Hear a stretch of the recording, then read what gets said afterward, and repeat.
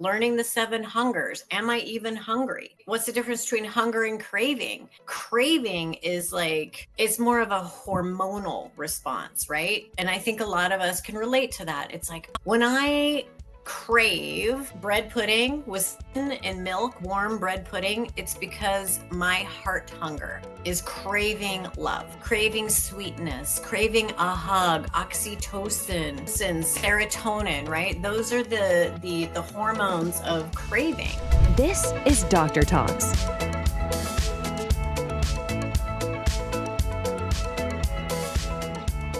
For this Doctor Talks, I have a really wonderful guest. We have Dr. Kellee Rutley, who's a doctor of chiropractic, and she is a transformational experience creator and the visionary of the Permission, Invent, and Empower Live. She's been a doctor of chiropractic for 18 years, a former fitness trainer and fitness competitor. Dr. Rutley was the mind behind the Lake Tahoe Wellness Festival all the way back in 2008. So a long, long history of wellness knowledge. And today we're going to be talking about fat loss and how to satiate yourself and lose weight naturally. So thank you so much for joining me, Doctor.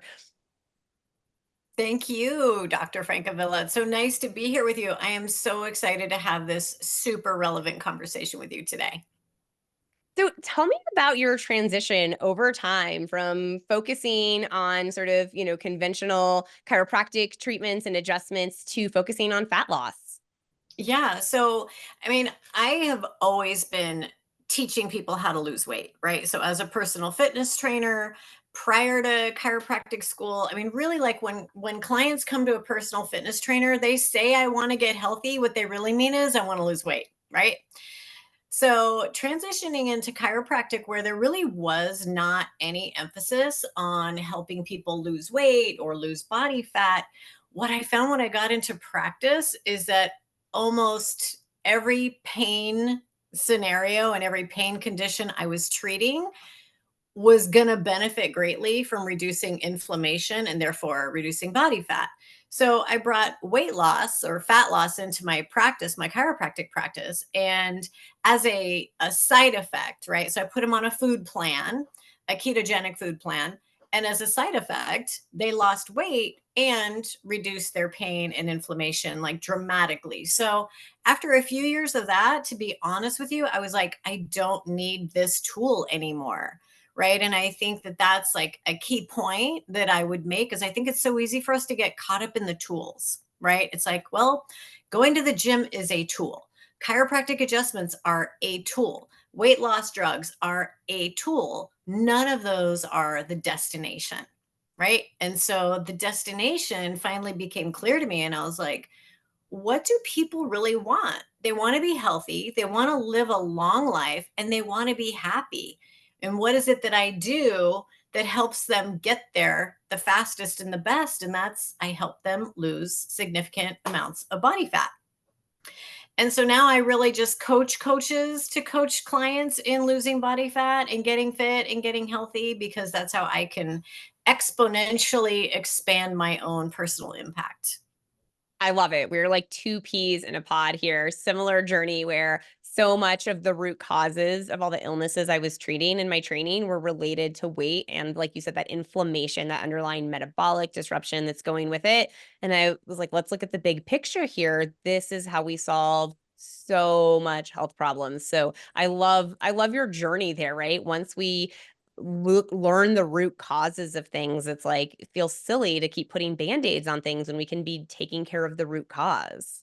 Yeah, and I remember my husband was, like, watching the transformation and transition in my practice, and he's like, he's like, "This weight loss part of your practice is really starting to hurt the chiropractic part of your practice," and I'm like, it's really, really hard to try to convince people that they should care about their nervous system, and, like, this is back before anyone was talking about the nervous system. So, like, trying to teach people to want to care about that and drag them into this like healthy lifestyle, it wasn't working, right? And it's like people do see chiropractors as walking aspirins, right? It's like, this hurts, doc, fix it. And so by reducing the amount of, global lipotoxicity, which you and I speak of the same language, right? It's like the toxicity of body fat. it's underlying all chronic disease. So it's like, what bigger problem is there to solve in health right now in America? I agree. I have always felt the same way. So it's always so nice to connect with like-minded people. So tell us a little bit more about some of the results that you saw when you had people losing body fat, if there's anything that stands out to you or what some of those stories were. Yeah, absolutely. Before I do that, though, I want to share. Do you mind if I share some startling Yeah, statistics? absolutely. Because I know that, I mean, we all know that obesity is a problem in America. Like we can all sing to the choir, but it wasn't until recently I got this data from the Academy for Anti-Aging Medicine, and it's like it's just shocking when you hear this. So there are 165 million women in the US. 65 million of them are over 50. 80% of women over 50 have at least one chronic health condition caused by obesity directly. And we don't need to go through the list of what those chronic health conditions are. But if you just like do the math on that, that's 80% of 60 million women have the number one complaint is I'm too fat. Their number one complaint is not, I wish I had a better relationship with my kid, or I wish I was living in a better house. It's literally, I'm too fat.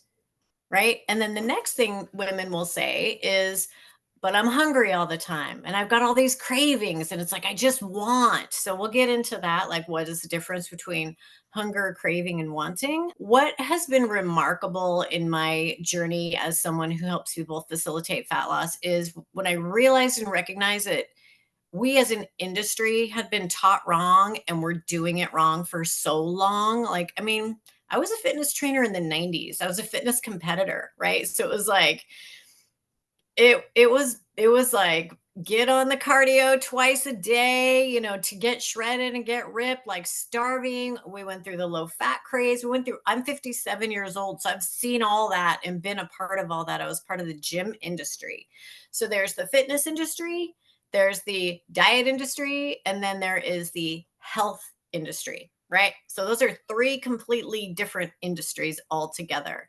So we kind of screwed people up, and we screwed ourselves up because I'm old enough to have been part of that. So we screwed ourselves up with all of that rhetoric. We had it wrong. And so what we didn't know, we didn't know. Now we know more. We do so much better.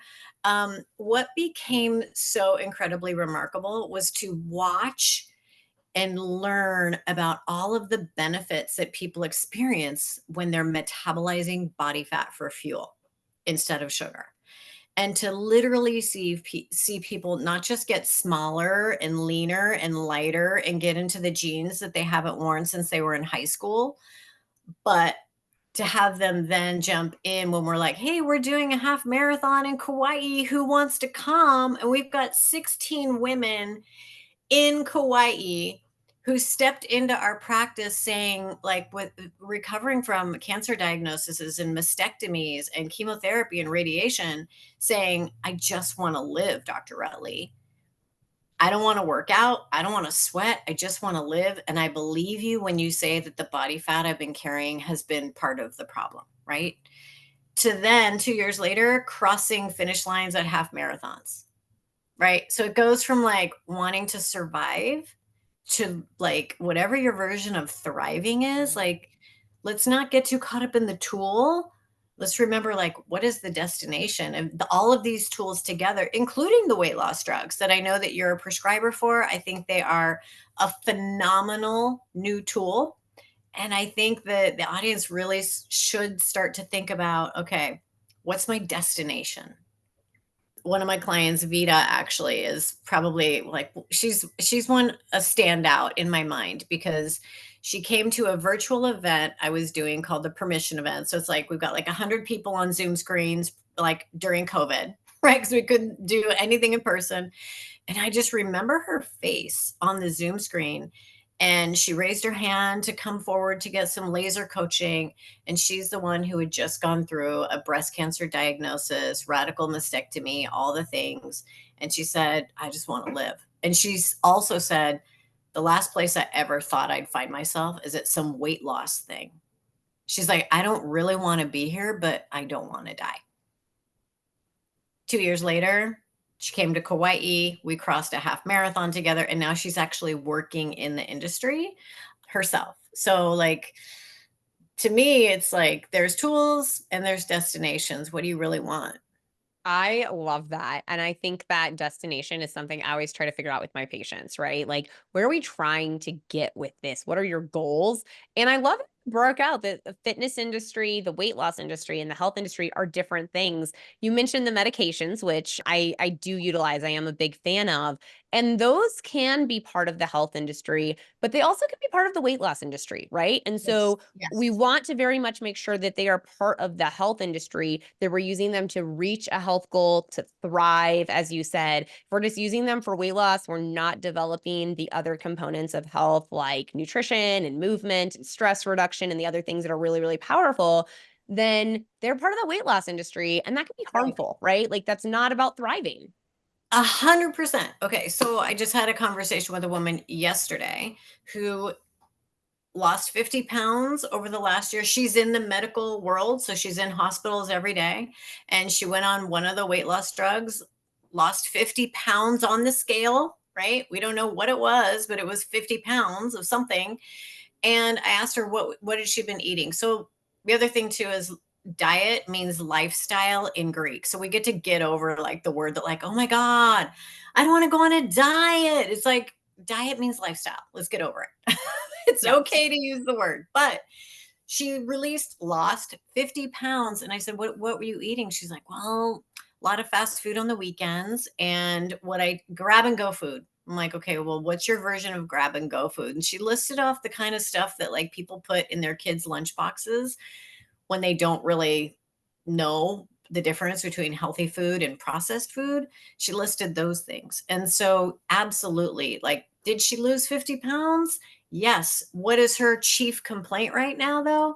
Exhaustion and depression. Which came first, the chicken or the egg? I don't know. That's not my lane, but I do know that, like you said, Dr. Francavilla, is like we need to take a multi-pronged approach and probably a multidisciplinary approach. I mean, I'm a chiropractor, so people assume I don't practice chiropractic with my hands anymore. People assume, oh my God, you must be anti-vax, you must be anti the weight loss drugs. I'm like, they're just a tool. They're just a tool. But the question will then be, what will you do after this tool? How will you handle the hunger? How will you handle cravings? How will you handle wanting when the food noise is no longer being suppressed? Yeah. And now you're you, right? So that's what you're really known for, I think, right? You've given talks all over the US about hunger, craving, and wanting.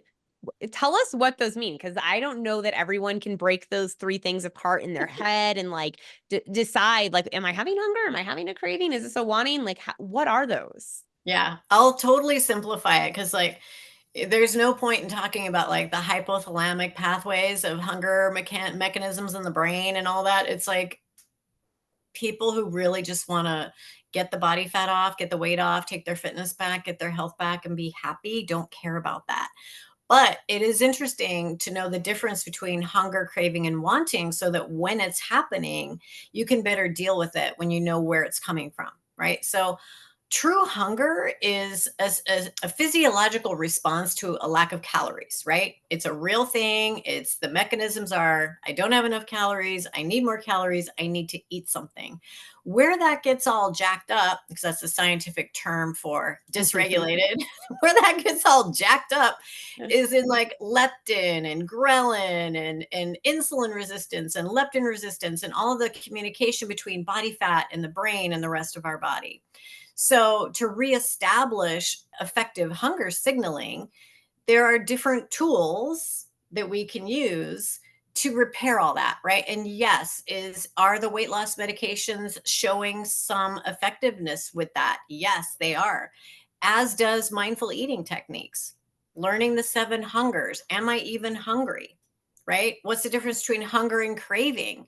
Craving is like it's more of a hormonal response, right? So, and I think a lot of us can relate to that. It's like, oh, when I crave bread pudding with and milk, warm bread pudding, it's because my heart hunger is craving love, craving sweetness, craving a hug, oxytocin, serotonin, right? Those are the hormones of craving. So looking at it from that perspective, like, why do I want this? It's like, do I want this? Do I need this? And then why do I want this? And why do I need this? So that's hunger and craving. And then the third is wanting. And this blew my mind when I learned about hedonic hunger. Have you heard of it? Oh, yeah. I had not heard of it until like 4 years ago, but it totally makes sense because that's my family. I come from a family of foodies, and foodies are also usually foodie and whiny, right? Like the food, the wine, the pairing, the experience of it. But it really is like frequent exposure to highly palatable foods creates that hedonic hunger signaling for like opulent meals and things that taste spectacular, and every meal is like entertainment. And so when we're dealing with hedonic hunger, the coaching that I give my clients, and at first they don't love it, but then they kind of become relieved because the coaching that I give them is like, take the entertainment out of your food for a little bit and train yourself to be satisfied with less spicy, more bland, more basic foods for a little while so that you're not triggering that hedonic desire for like all the things, right? So that's the difference between, that's on the surface level, that's the difference between hunger, craving, and wanting. And all of it's food noise, but it's perpetuated by our physiology, right? Not by a lack of character or laziness or, oh, I don't know, entitled personalities. Like, it's just not about any of that. Yeah, no, so powerful. And I agree. I always talk about how it's really like physiology. And some people are more susceptible to like one of those than another, right? Like not everyone has that hedonic or pleasure from food, right? There's some people like, I don't really care what I eat, you know? And the people who have a lot of that hedonic or wanting, like they can't imagine not feeling like that. Like, what do you mean you don't get excited about like a cheeseburger? You don't like get excited thinking about creme brulee? Like you're not thinking about what you're eating for your next meal. You're not looking forward to it. You're not looking at the menu at the restaurant, right? Like they really do have so much food noise. It really is very exciting and pleasurable to their brain. Yeah. And sometimes recognizing even just that, right? That you're experiencing the world a little differently. Your body responds more dramatically to that food than other people's is powerful too, to realize you're living on an unlevel playing field there if that's how your brain responds. 100%. I mean, I grew up in a family with 6 kids, and my mom was a hedonic eater, like full on. She everything you just described, right? She looked at the menu ahead of time. If we went on vacation, it was around like, where are we going for breakfast? Where are we going for lunch? Where are we going for dinner? My dad was the opposite.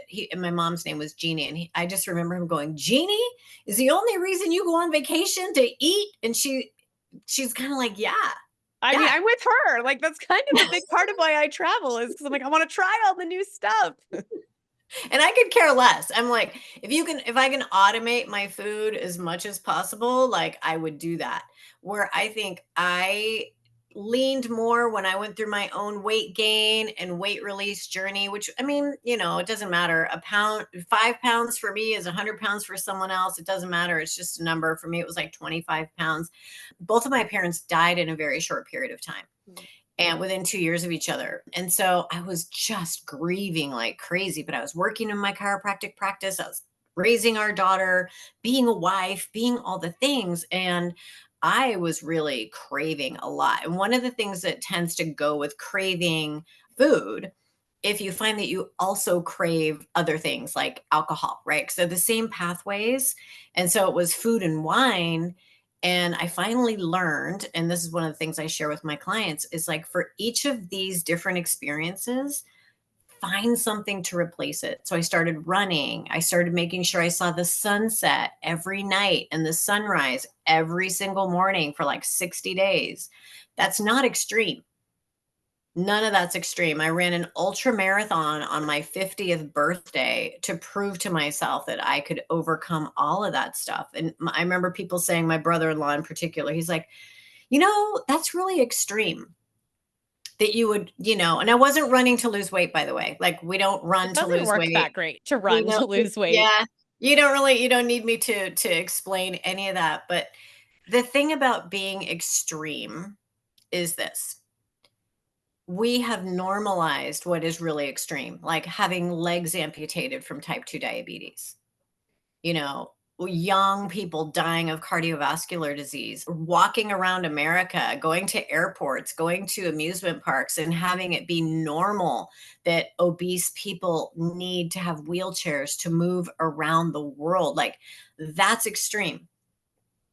But going out to watch a sunset every night for 60 days to experience pleasure through your senses that doesn't include food or alcohol, that is not extreme. Right. So can we just Powerful. normalize dieting, right? Which is a healthy lifestyle. Like, let's just normalize that instead. Like when you order a side of vegetables at a restaurant instead of maybe the potatoes or something, and people, act like that's like a weird thing to do. You're like, that shouldn't be weird, right? Like that should be perfectly acceptable. It should have been the option to begin with. Yeah. Yeah. Well, I just got back from spending 6 months, 5 months in Baja, California. Not, it's Baja, Mexico. It's owned by Mexico. It's not California. And I have the screenshots on my phone. I won't show you them obviously, but all the breakfast cereals that we have in the aisle at children's eye level with all the characters, like the rabbit and the toucan and this character in Mexico, they federally banned all of those characters on children's cereal. They literally have white circles where their faces are. Wow. There are no characters on breakfast cereal boxes. Not only that, but they have big stickers that say excessio azucare, which means excessive, I might have pronounced that wrong, excessive sugar, excessive calories, excessive sodium, Wow. excessive fat. Instead of whole grain.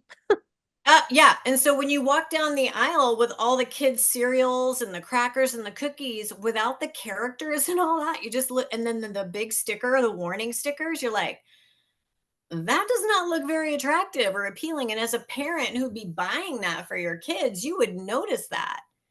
So, all right, politics aside, but it's like our government's not doing that for us. So, like, we parents need to be the ones to regulate what happens in our families. Yeah, and I think we were kind of on this because we were talking about how we need to shift what normal is, right? Like instead of being like, that's normal to have this super sugary cereal, like, no, let's look at cues from other places in the world where they're like, this isn't a health food. This should not necessarily be your breakfast. Like, what makes more sense for your family? So we have to shift that normal conversation. And you're right, no one's going to do it for us. I don't think the government's going to step in and do that for us anytime soon in our country. So we have to use these resources like this summit and take charge of our health ourselves, and figure out Right. what works for our bodies.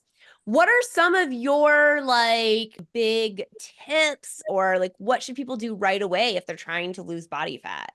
Yeah. I mean, it's so simple that it's almost boringly simple. And our brains like novelty. That's why we seek out wild food experiences and drink and all that. It's because our human brains seek novelty. So, unfortunately, there's not a lot of novelty in what I'm going to share with you. I completely believe that people should absolutely learn how to get their bodies into the state of ketosis. By the way, that does not mean ketoacidosis. That's a type 1 diabetic problem. It's not the same thing. Do not fear being in ketosis. It just means you're in the physiology of fat burning and fat metabolism. Because, as I mentioned, the client that I was sharing with you earlier, she lost 50 pounds, but she wasn't testing to see, was she even metabolizing fat? It could have been that there was a good amount of lean mass that she lost, which would explain the depression and fatigue, right? And we can't afford to lose our mitochondria. We can't afford to lose our muscle mass. So getting into ketosis is really important. I'll just get, not going to, like, what do you call it? There's no veil between, us and the information. I mean, 50 grams of carbohydrate per day is not too low. It's not too low. It's not dangerous. I mean, obviously be monitored by a medical doctor such as Dr. Francavilla, because it's important, especially if you have type 1 diabetes or any other medical condition. You don't want to just freewheel it and do it on your own. And make sure that you're getting an adequate amount of protein every day, 3 times a day. One for every pound of body weight, you should be getting 1 gram of protein, right? So, or even at least a half a gram, right? So take your body weight. I always say for women between 70 and 90 nutritional grams of protein, not grams on the scale.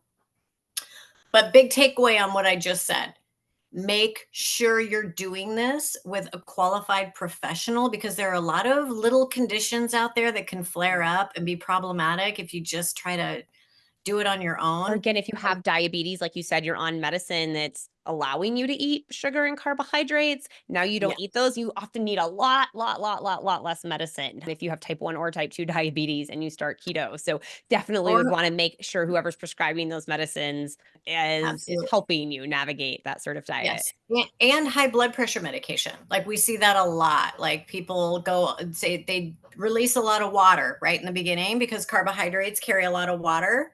So Yeah. they dump water the first couple of days and they're like, "Oh my God, I'm so dizzy. This must be bad for me." Come to find out, if you're not working with a professional, your diet coach may not know that you're even on a blood pressure medication that might be potassium sparing, and electrolytes are important, like all the things. So, an experience like this for your audience, Dr. Francavilla, is such a gift. And this is access to information that people did not have 10 years ago. Can So you I acknowledge you for doing this. can you tell me how the keto diet can help with hungers, craving, and wanting?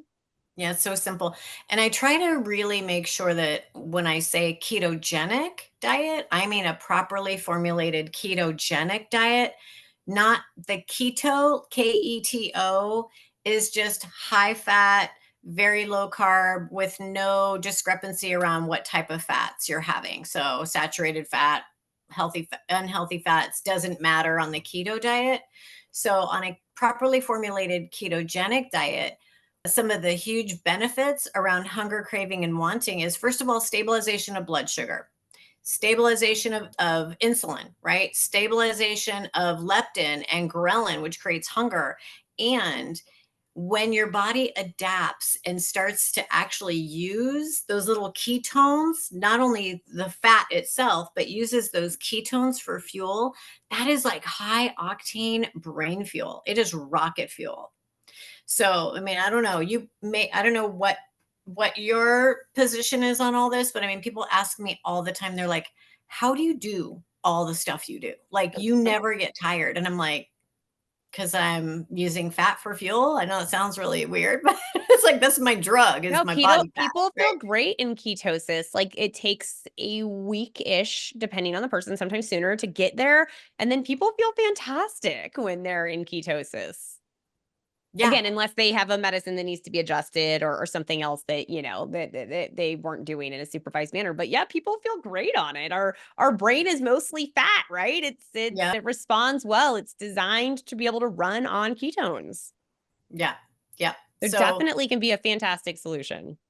yeah. And again, it's a tool, right? Just like the weight loss drugs are a tool. And if that approach to eating doesn't work for you, then your provider or your practitioner, whoever you're working with, should have another food plan for you. Right. So I Exactly. have a plant centric food plan that I offer. It's not a vegan protocol, but it's a plant centric food plan. We have our ketogenic core plan. We have lots of different food strategies. And sometimes the food strategy is also designed to accommodate a person's food preferences, right? Because if you've got a client or a patient who's like, the thought of eating meat makes me gag, right? You can't be like, well, too bad, eat your Right. lamb, like you've got to like meet people where they are and be respectful of food preferences. Absolutely. Well, Dr. Rutley, this was such a great conversation. And if people would like to learn more from you, how can they connect? What can they find from you? Great. go to my website. It's just very basic. It's kelleerutley.com.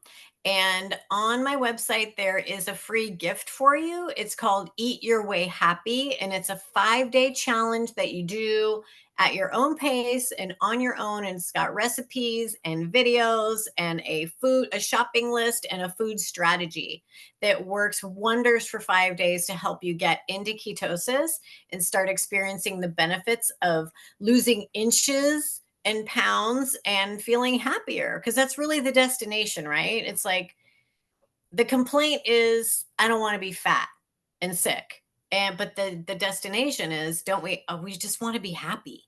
Yeah, I So love it. you can eat your way fat and sick or you can eat your way happy. What a great way to end. Eat your way happy. Who doesn't want to do that? I do. Well, thank you so much. Thank you, Dr. Carolynn Francavilla. So nice to meet you. Thank you for having me. Thank you for tuning in to Dr. Talks. We hope today's episode has enlightened and inspired you on your path to optimal health. Each day is a new opportunity to make choices that empower your well-being. For more insights and strategies, subscribe to our podcast and visit our website, www.drtalks.com. Stay connected, stay healthy, and join us next time on Dr. Talks, real talks from real doctors on the issues that matter to you most.